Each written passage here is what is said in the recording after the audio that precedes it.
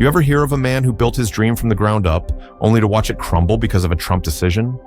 This isn't some policy debate or news headline. This is personal. Today's story isn't just about tariffs. It's about betrayal, manipulation, and the quiet scams hiding behind political agendas. So buckle up, because what happened to Jason could happen to anyone chasing the American dream. I still remember the first day I ever stepped foot into that cavernous building. Just me, a dusty workbench, and a battered lathe that had belonged to my grandfather.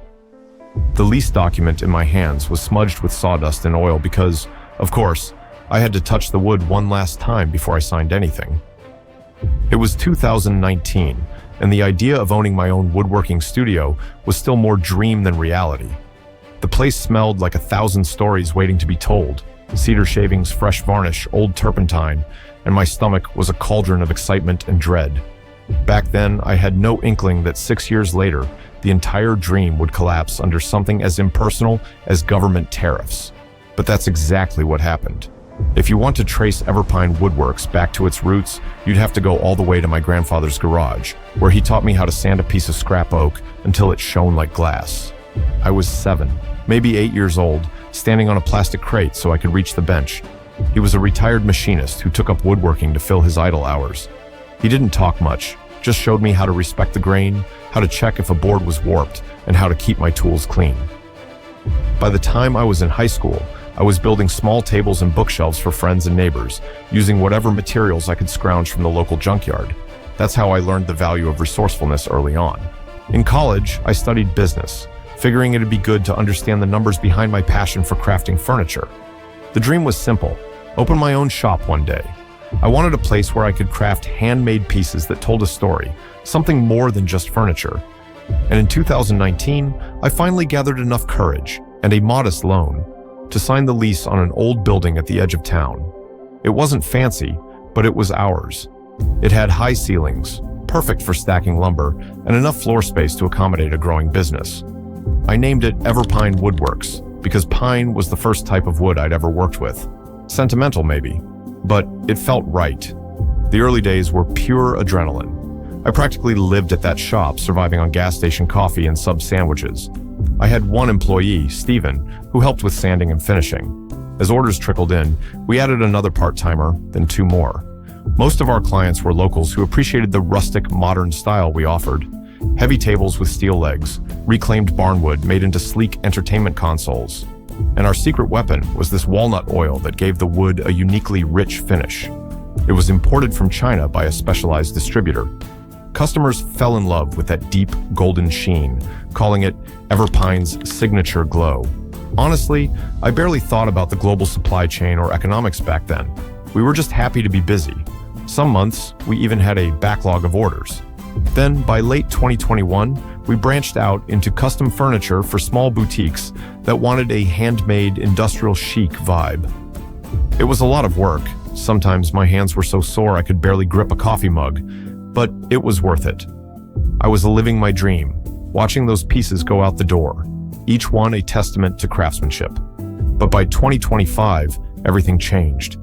At first, it was just whispers on the radio about new tariffs. There had been some back and forth on tariffs during the previous administration, but this time it seemed bigger, more sweeping. They called it America First 2.0, a revived push to prioritize domestic production and reduce reliance on foreign goods. I'm no economist, but I figured maybe it wouldn't affect a small artisan business like mine.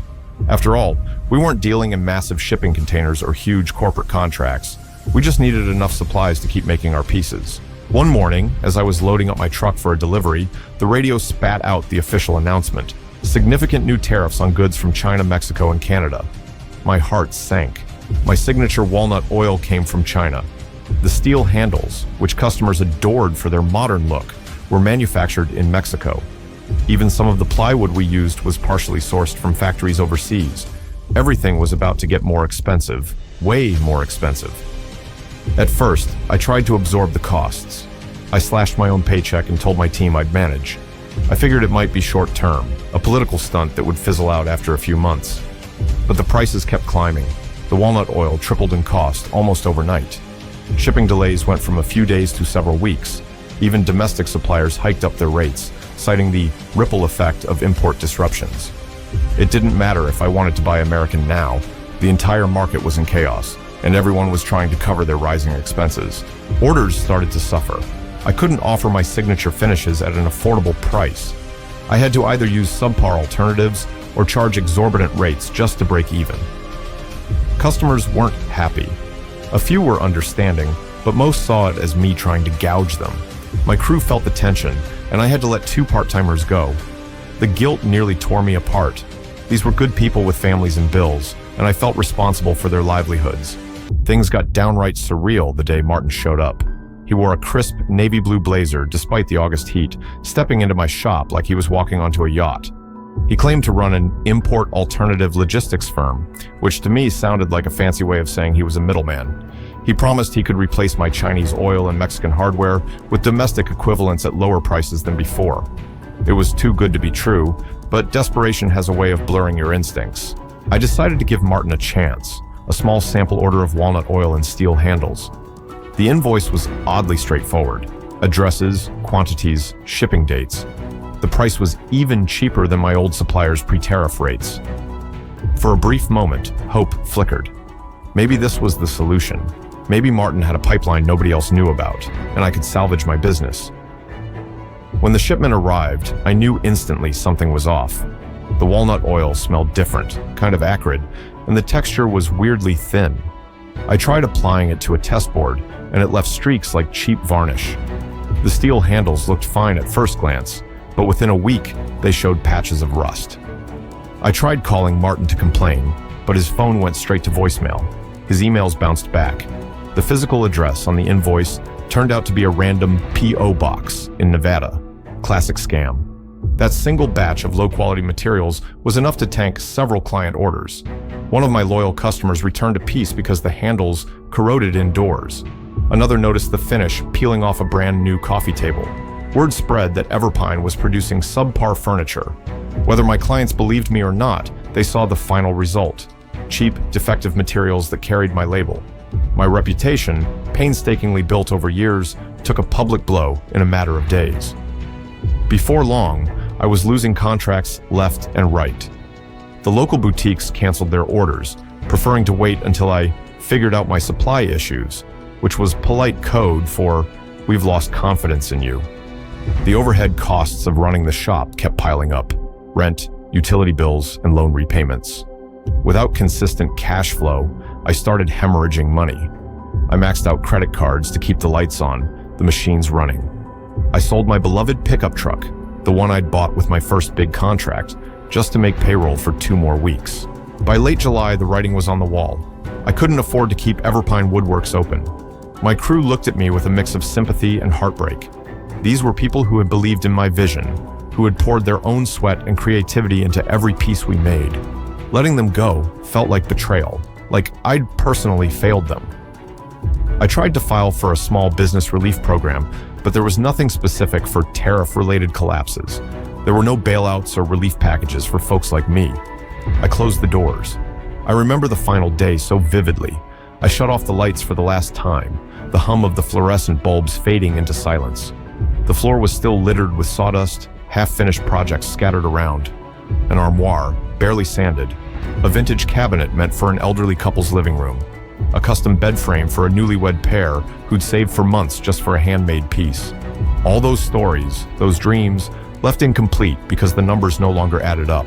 I still get emails from clients who don't know we're closed. Some ask if they can commission a piece for a birthday or an anniversary.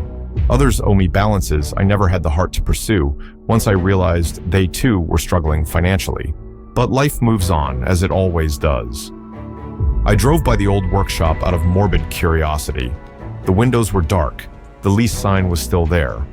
A part of me wanted to go in and breathe in that familiar scent of wood dust and machine oil one last time. But I knew it was over. There's a bitterness that sets in when you realize you've been collateral damage in someone else's fight. The government's big push, the second wave of tariffs. Nobody seemed to care about how it affected the small guys, the artisans, the local entrepreneurs. We were drowned out by the rhetoric, left to fend for ourselves in a marketplace turned hostile. In the end, it wasn't a single con artist in a cheap suit that destroyed Everpine Woodworks. It was a chain reaction ignited by powerful people in marble buildings who'd likely never built a damn thing with their own hands. And that's why I'm sharing this story. If you've ever been blindsided by policies or decisions you had no say in, if you've lost your job, your business, or your savings, it's not your imagination that you were pawns in a bigger game. A game where the winners hold press conferences and the losers just quietly disappear. If that's you, I want you to know you're not alone. You're not crazy. You're not incompetent. You simply got caught in the gears of a system that churns on, indifferent to the dreams it grinds to dust. As for me, I still make things, just on a smaller scale. I do carpentry gigs out of my garage now. Small jobs to keep my hands busy and my mind at peace. Every so often, I'll finish a piece and hold it up to the light, remembering the days when I had an entire workshop and a team of passionate craftspeople by my side. Sometimes, I think about trying again, opening a new studio somewhere far away from the noise of politics and tariffs. But for now, I'm just letting the dust settle, literally and figuratively. I'm not some political guy. I never cared about left or right. I cared about feeding my family and building something that mattered. But what those tariffs did, they didn't protect people like me. They crushed us. They wrapped it up in words like patriotism and American jobs. But all I saw was my dream, my life, vanish under the weight of policies made by people who've never had to worry about missing rent. And while the big corporations found loopholes, the rest of us were left behind, cleaning up the mess. That's the real cost. Not in dollars, but in dreams.